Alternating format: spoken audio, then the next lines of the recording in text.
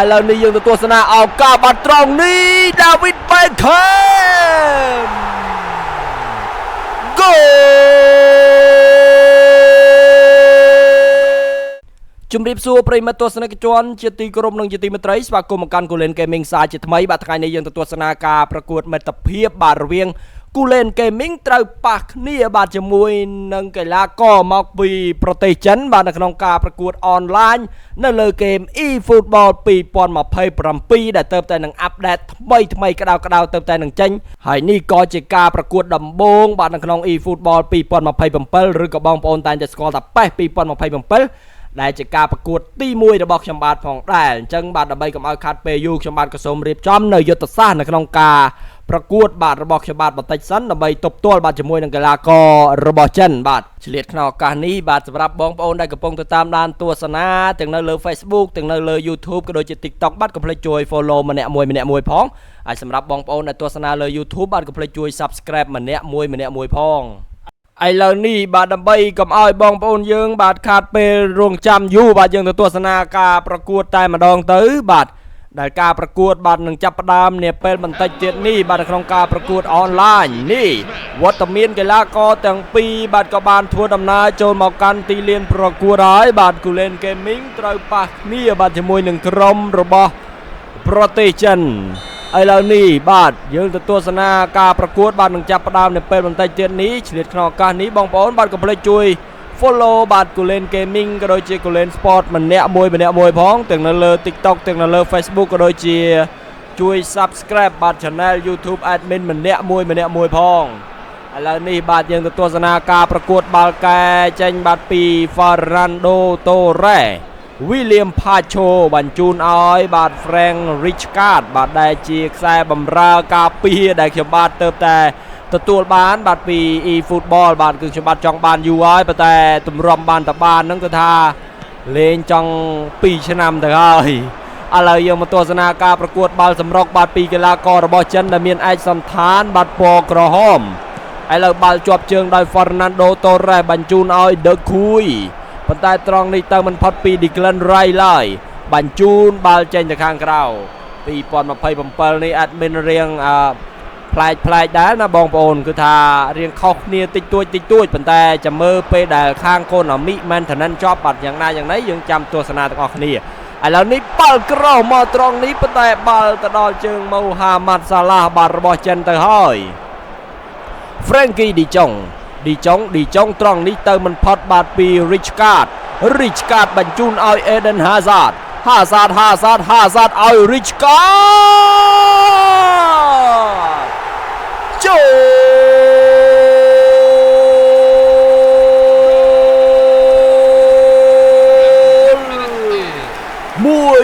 ល1-0អចាមែនទែនបាទកម្ពុជាបាទដោយ Gulen Gaming នាំមុខបាត់ទៅលើក្រុមបាទរបស់ចិន1-0ទៅហើយនេះយើងទៅទស្សនាអំពីរូបភាពយឺតបាទត្រង់នេះHazardបញ្ជូនឲ្យបាទ Frank Rijkaard សុទ្ធបញ្ចូលទីស្រួលតែម្ដងឥឡូវយើងទៅទស្សនាការប្រកួតរបស់យើងជាបន្ត Gvardiol បញ្ជូនឲ្យ Declan Rice ត្រង់នេះឆក់បាល់បានពីកម្ពុជា Gulen Gaming ដោយ De Gea ត្រង់នេះដាក់បាល់ឡើង De Gea បញ្ជូនទៅឆ្វេងសុទ្ធត្រង់នេះប៉ុន្តែបាល់ត្រឹមតែចេញទៅខាងក្រៅតែប៉ុណ្ណោះឥឡូវយើងបន្តទស្សនាការប្រកួតបាទរបស់យើងជាបន្ត William Pacho ក៏តែតបន្តិចបាទ Bellingham ត្រង់នេះ Declan Rice យកបាល់បានបញ្ជូនឲ្យ Vinicius Junior ក៏ឆក់បាល់បានពី Arnold ឲ្យ De Gea ក៏សម្លឹងទៅស្លាប់ខាងឆ្វេងតែតបន្តិចចេញត្រង់នេះបាល់ជាប់ជើងដោយកីឡាកររបស់ចិនយកបាល់បានពី Rijkaard ត្រង់នេះ Fernando Torres ហើយក៏បានពី Eden Hazard ចូលអ្នកគាំទ្រកម្ពុជាបាទកំពុងតែសប្បាយចិត្តមែនទែនបាទជាមួយនឹងទង់ជាតិកម្ពុជាដ៏ស្រស់ស្អាតនេះការលើកមកត្រង់នេះសុទ្ធពី Fernando Torres ប៉ះនឹង Duna អធិស្ឋានបាទDuma Roma បាទហើយក៏តែតមួយក្បាលបាទពី Eden Hazard 2 ទល់នឹង 0 ហើយបងប្អូនបាទហាក់បីដូចជាយ៉ាងណាយ៉ាងណីចេះបាទសម្រាប់កីឡាកររបស់ចិនឥឡូវលេងជាបន្ត David Beckham ខ្ញុំបាទនឹងគឺថាលេងមិនដែលឈ្នះគេទេប៉ុន្តែការប្រកួតនេះបើកឆាកបាទនៅលើ eFootball 2027ភ្លាមគឺថាសុទ្ធបញ្ចូលទីភ្លាមបាទទៅតែបានសាកបាទដោយសារតែកាលពីថ្ងៃចេញហ្នឹងគឺថាចំថ្ងៃធ្វើការអញ្ចឹងទៅគឺមិនទាន់បានសាកល្បងទេបងប្អូនហើយគ្រាន់តែចំណាយពេលអាប់ដេតហ្នឹងគឺទុកកុំព្យូទ័រចោលមកយប់បាទទម្រាំបានពេញឥឡូវនេះឱកាសបាទរបស់កម្ពុជាសុទ្ធត្រង់នេះបាល់ចេញទៅខាងក្រៅទៅហើយបាទប្រិមិត្តបាទនេះយើងទៅទស្សនាបាទអំពីរូបភាពយឺតៗបាទនៃការសុទ្ធពី Fernando Torres ហើយក៏សូមអធិស្ឋានមែនទែនបាទសម្រាប់បងប្អូនយើងដែលបានសួរជាច្រើនបាទទាំងនៅលើ TikTok ក៏ដូចជានៅលើ Facebook បាទខ្ញុំបាទនឹងគឺថាមិនទាន់បានមានពេលឆ្លើយតបទៅកាន់បងប្អូនបានគ្រប់គ្នាទេក៏សូមអធិស្ឋានផងឥឡូវនេះយើងទៅទស្សនាឱកាសបាទត្រង់នេះ David Beckham Goal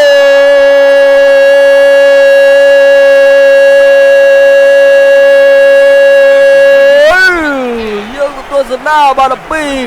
រូបភាពយឺតការតែតមួយក៏ធ្លាក់មកដល់ David Beckham នេះ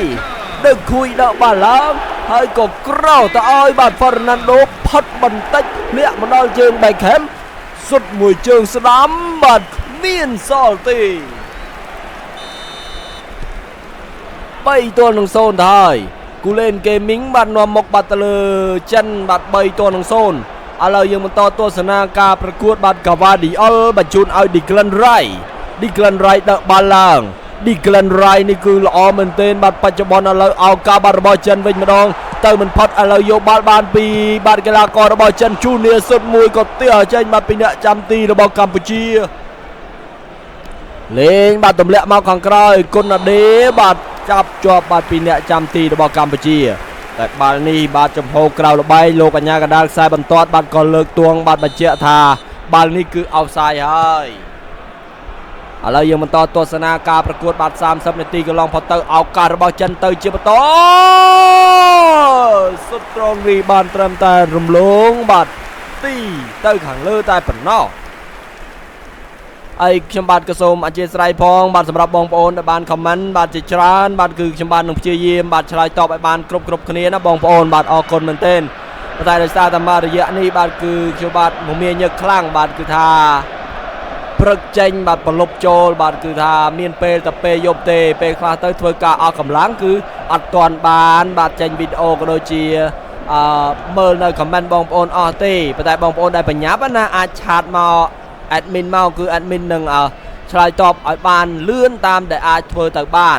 ប៉ុន្តែពេលច្រើននោះគឺថាទោះតែយប់មិនបានឆ្លើយតបបងប្អូនបាទដោយសារតែថ្ងៃជាប់ធ្វើការឥឡូវនេះទៅទស្សនាគ្រាប់បាល់ទី4បាទ Beckham ចូល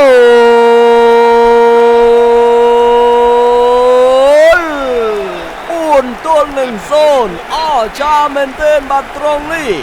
Fernando Torres បញ្ជូនមក Beckham ក៏សុទ្ធមួយជើងស្ដាំបាទអ្នកចាំទី Duna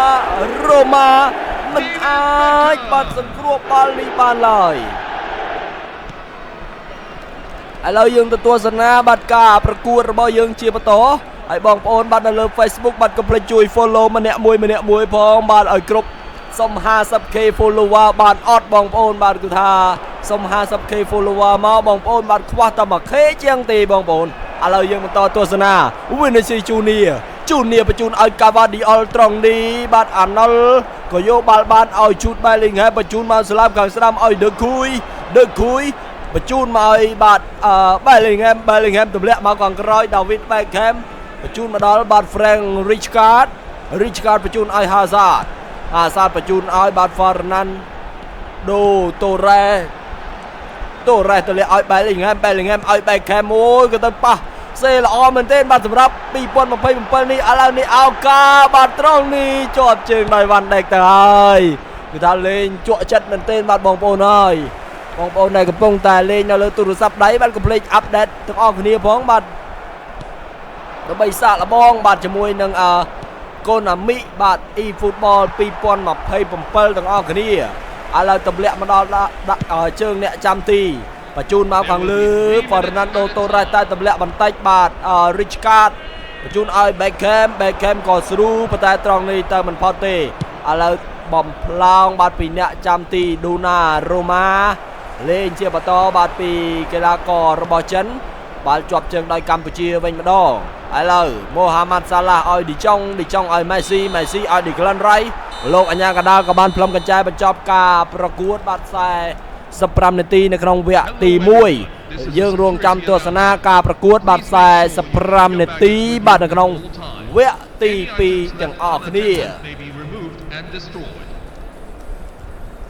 4-0បាទកម្ពុជាឥឡូវនេះផាឆូថូមីអាដាមក៏បានធ្វើដំណើរចូលមកកាន់ទីលានប្រកួតផងដែរអាដាមថ្ងៃនេះបាទគឺជាប្រធានក្រុមបាទរបស់កម្ពុជាដែលលេងដោយ Gulen Gaming ឥឡូវបាល់ជាប់ជើងដោយកីឡាករបាទរបស់ចិនតែបន្តិច Lionel Messi បញ្ជូនមកត្រង់នេះបាល់ជាប់ជើងដោយបាទ Richard បញ្ជូនឲ្យ Beckham ឲ្យ Richard ល្អមែនទែនត្រង់នេះ Bellingham ទម្លាក់ទៅខាងក្រោយបន្តិច 1-2 ក៏បញ្ជូនមកឲ្យ Eden Hazard ត្រង់នេះតែមិនទាន់ទេក៏យកបាល់បានបាទពី Mohamed Salah បាទរបស់ចិនវិញម្ដងឥឡូវបាល់ជាប់ជើងដោយ Van Basten ប៉ុន្តែបាល់ត្រង់នេះចេញទៅខាងក្រៅ Marco Van Basten បញ្ជូនត្រង់នេះឃ្លាផ្ដាច់ចេញពីខ្សែការពាររបស់កម្ពុជាបញ្ជូនមកឲ្យ David Beckham ត្រង់នេះភ្លាត់បាល់ដោយ Messi យកបាល់បានឱកាសបាទជាបន្តរបស់ចិនក៏យកបាល់បានពី Hazard វិញម្ដងឥឡូវបាល់ជាប់ជើងដោយបាទUdoy បាទដែលជាខ្សែការពាររបស់ខ្ញុំបាទទៅតែនឹងបានជំនួសបាទ Theo Hernandez បាទឥឡូវនេះបាល់ឃ្លាបដាច់ចេញពីខ្សែការពាររបស់កម្ពុជា Hazard ឲ្យ Beckham ឲ្យបាទUdoy វិញម្ដង Tony Adam ក៏បញ្ជូនឲ្យ Jude Bellingham បញ្ជូនឲ្យ Beckham ត្រង់នេះក៏យកបាល់បានពី Frankie De Jong ឲ្យ Junior ឲ្យ Frankie De Jong វិញម្ដង Alexander Arnold ដើរបាល់ឡើងឲ្យ David Beckham ក៏បញ្ជូនឲ្យ Hazard នៅស្លាបខាងឆ្វេងល្អមែនទេ Hazard ក៏បញ្ជូនមកត្រង់នេះមិនបានល្អទេយកបាល់បានបាទពីកីឡាកររបស់ចិនវិញម្ដងឥឡូវបាល់លេងជាបន្តពី Lionel Messi ទម្លាក់ទៅខាងក្រោយបន្តិចឲ្យ Van Dijk ឲ្យ Dona Roma បញ្ជូនមកត្រង់នេះភ្លាត់ហើយអត់អីទេឥឡូវនេះឱកាសភ្លាត់មែនអូយជូត Bellingham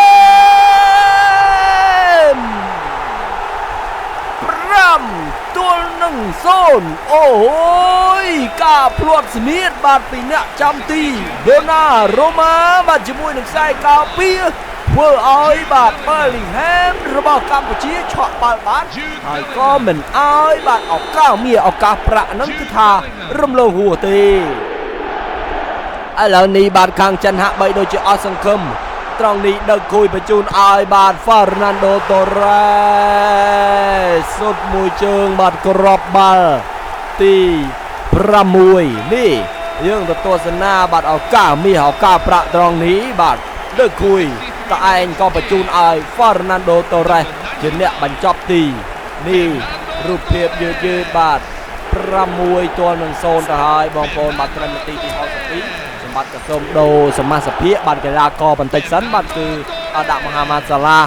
ចូលបាទចំនួនដោយគូហើយកដាលបាទគឺដាក់បថោបាទចំនួន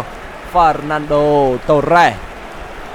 ហើយឆ្លៀតក្នុងឱកាសនេះបាទខ្ញុំបាទក៏សូមអធិស្ឋានផងដែរបាទសម្រាប់ពុកម៉ែពូមីងបងប្អូនប្រិយមិត្តទស្សនិកជនជាទីគោរពនិងជាទីមេត្រីដែលកំពុងតែតាមដានទស្សនាបាទបើសិនជាខុសឆ្គងឬក៏លើសលួសខ្វះខាតនិយាយមិនត្រឹមត្រូវខុសពាក្យពេចន៍ក៏ដូចជា pronunciation ជាមួយកីឡាករអីក៏សូមអធិស្ឋានពីពុកម៉ែពូមីងបងប្អូនផងបាទដោយសារតែខ្ញុំបាទនឹងគ្រាន់តែជាការផលិតវីដេអូចែករំលែកការកម្សាន្តជូនបងប្អូនតែប៉ុណ្ណោះចឹងទៅមិនមែនជាអ្នកអាជីពអីទេអញ្ចឹងបើលើសលួសខ្វះខាតឬក៏មិនត្រឹមត្រូវក៏សូមអធិស្ឋានពីពុកម៉ែពូមីងបងប្អូនផងហើយសម្រាប់បាទយើងទៅទស្សនាការប្រកួតបាទបន្តិចសិនបាល់ជាប់ជើងដោយ Declan Rice ឲ្យ Junior ក៏បញ្ជូនមកខាងក្រោយឲ្យ Frankie De Jong ឲ្យ Lionel Messi ឲ្យ Mohamed Salah ត្រង់នេះបញ្ជូនមកត្រង់នេះតែមិនផុតពី William Pacho ទេ ឥឡូវបាល់ជាប់ជើងដោយជូត Bellingham បើបថូ Bellingham ទម្លាក់ឲ្យបថូសាជាថ្មីបញ្ជូនមកមិនបានល្អក៏យកបាល់បានបាទពីខ្សែការពាររបស់ខាងចិនឥឡូវលេងជាបន្តបាទ1-2 ល្អមែនទែន6-0 71នាទីកន្លងផុតទៅឥឡូវនេះចិនកំពុងតែគ្រប់គ្រងបាល់បានល្អមែនទែនឱកាសត្រង់នេះបាល់ចេញទៅខាងក្រៅទៅហើយឆ្លៀតក្នុងឱកាសនេះបាទសម្រាប់បាទបច្ចុប្បន្នគឺខ្ញុំបាទមិនទាន់មានដៃគូក៏ដូចជាម្ចាស់ឧបត្ថម្ភនៅឡើយទេអញ្ចឹងសម្រាប់បងប្អូនក៏ដូចជាក្រុមហ៊ុនឬក៏ខាងអាជីវកម្មផ្សេងៗដែលចង់បាទ sponsor អីគឺអាច sponsor បានបាទបងប្អូនបាទគឺអាចតំណែងមកបានដើម្បីផ្សព្វផ្សាយពាណិជ្ជកម្មឬក៏ sponsor ផ្សេងៗតាមរយៈបាទ Gulen Gaming ក៏ដូចជា Gulen Sport បានបាទអញ្ចឹងយើងទៅទស្សនាការប្រកួតបាទរបស់យើងជាបន្តបញ្ជូនមកត្រង់នេះហាសាត7-0អូយ free kick ស្រួលបាទត្រង់នេះអាណល់ឲ្យហាសាតនៅម្នាក់ឯងក៏មិនបង្អង់យូរសុទ្ធបញ្ចូលទីបាទមួយជើងស្ដាំបាទ7-0ឥឡូវយើងបន្តទស្សនាការប្រកួតបាទរបស់យើងជាបន្ត75នាទីកន្លងផុតទៅកម្ពុជាបាទនាំមុខចិននៅលទ្ធផល7-0ឥឡូវឆក់បាល់បានពីកម្ពុជាជាបន្តបាល់ជាប់ជើងដោយបាទកម្ពុជាលើកមកត្រង់នេះតែតពីខ្សែការពាររបស់បាទចិនបាល់ត្រង់នេះលោកអាចារ្យកណ្ដាលខ្សែបន្ទាត់បាទលើកទងចង់អល់ថាបាល់នេះគឺចំហក្រៅលបែងហើយដូច្នេះបាល់ទាត់ free kick បានទៅខាងក្រុមបាទចិនជូនឲ្យ Frank Rijkaard ឲ្យ Frankie De Jong ក៏បញ្ជូនមកទេទម្លាក់ទៅខាងក្រោយបន្តិច Rijkaard ក៏បញ្ជូនមកស្លាប់ខាងស្ដាំឲ្យ Condé ឲ្យ Salah ត្រង់នេះទៅមុខមិនផុតលេងជាបន្ត Salah ក៏ទម្លាក់ទៅកដាលឲ្យ Frankie De Jong ឆក់បាល់បានពីខាងកម្ពុជាទៅមុខល្អមែនទែនHazard ទៅណាទៅណីចេះHazard លោកកញ្ញាកណ្ដាលពីនៃបាទ Condé ទៅហើយការប៉ះទង្គិចគ្នាបាទទៅលើ Eden Hazard ធ្វើឲ្យលោកអញ្ញាកណ្ដាលថាស្ដាប់ខ្ញុំសិននេះHazard ញាក់ល្អមែនទែនបាទHazardបាទបរោះដែលខ្សែការពារខ្លាចរអាណាសម្បិនអាក្រក់សម្រាប់ខ្សែការពារតែបច្ចុប្បន្នហ្នឹងគឺថាគាត់ចូលនិវត្តន៍ហើយបាទសម្រាប់ Eden Hazard ឥឡូវនេះខ្ញុំបាទក៏សូមបាទផ្លាស់ប្ដូរសមាជិកមករូបទៀតដែរបាទក៏ដូរHazardចេញជំនួសវិញដោយកីឡាករដាក់អ្នកណាចេះដាក់ Lionel Messi លេងវិញម្ដងបាទទៅចាប់បានបាទនៅ Olise នៅ Mbappe អីចាំលេងប្រកួតផ្សេងបន្តទៀតឥឡូវយើងទៅទស្សនាបាល់ទាត់ free kick បាទពីខាងកម្ពុជាអាណល់បញ្ជូនខ្លីៗឲ្យ Beckham ទម្លាក់មកកង់ក្រោយឲ្យបាទUdoyត្រង់នេះទៅមិនផុត Condé ក៏យកបាល់បានទៅមុខជាបន្ត Benjamin Sesko បាទកីឡាកររបស់ Man U ឥឡូវលេងជាបន្តបាទពី Lionel Messi ឆក់បាល់បានពីខាងកម្ពុជា Martin Odegaard បញ្ជូនមកត្រង់នេះអូយមួយជើងឆ្វេងបានត្រឹមតែចេញទៅខាងក្រៅវ៉ាន់ដេកហាក់បីដូចជារបួសទៅហើយបាទសម្រាប់ខ្សែការពារខាងចិនបាទឥឡូវលេងជាបន្ត William Pacho យកបាល់បានបាទពី Frank Rijkaard Odegaard ក៏បញ្ជូនមកខាងលើឲ្យបាទបើថោ Rijkaard ទម្លាក់ឲ្យ Condé ឲ្យវ៉ាន់ដេកឲ្យ Rijkaard ឲ្យវ៉ាន់ដេកខ្សែជាថ្មី Rijkaard ក៏បញ្ជូនមកត្រង់នេះ Gvardiol ក៏ទម្លាក់មកខាងក្រោយឲ្យបាទ Luigi Donnarumma សាជាថ្មីចូល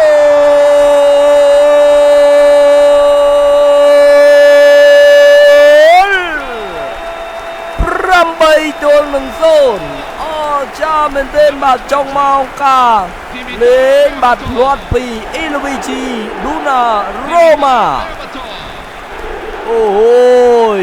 នេះបាទថោបាទសុទ្ធស្រួលមែនទេបាទ8-0ឥឡូវយើងទស្សនាការប្រកួតបាទរបស់យើងជាបន្ត90នាទីបាទថែមបាទ5នាទី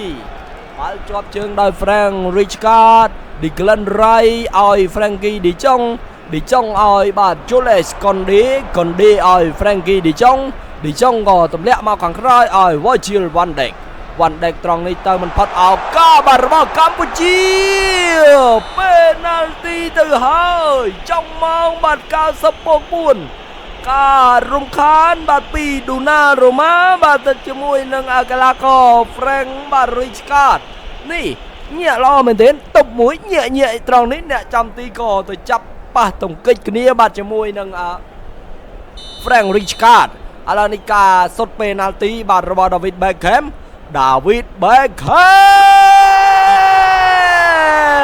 ไอ้ยายังไงเจ้โอ้ยจะเจนเป็นการประกวดมันเมนบาดกีฬากอคังเคยจะเจนเต้คือไอ้ฟุตบอลกับปงแต่แมนทันนันโอ้ยมาแมนทันนันจำการประกวดกับปงแต่ชนิดบาดก็ส่งมาเชียร์สไลด์พองบองป้อนบาดได้ซาแต่เซบาไอ้ฟุตบอลกับปงแต่แมนทันนันดำไปสมัยเราปีจำนวนแต่คว้าคาดก็โดยจะจำนวนได้กับปงแต่ชัวปัญหาดำไปกายแปรไอทัวร์ปัจจุบันเพียบทัวร์อย่างนั้นคือกายแปรในกับเฮาได้การมีในครองอีฟุตบอลปีปอนของไพ่เปิ่มจังประเด็นได้กับปงแต่ตามนั้นตัวสนาการประกวดตั้งแต่ปีดามรอนดาวตีเป็นจอบชมบัตรกระสมเลิกได้บัตรออกก้นบัตรดอลปกไม้ปุ่มมีบางปอนได้บานจำนายไปเวลาเมดำไลตัวสนาวิดีโอบอกกูเล่นเกมมิ่งจังจูบในวิดีโอกราวชีบันต่อเทปบัตรซันจะมีกับพ่อคอชโกงเลยลวกปากคาตรองหน้ากระสมมาเชียร์สไลปีปกไม้ปุ่มมีบางปอนส้มออกก้นหนึ่งส้มจุบเรียบจูบในวิดีโอกราวชีบันต่อเทป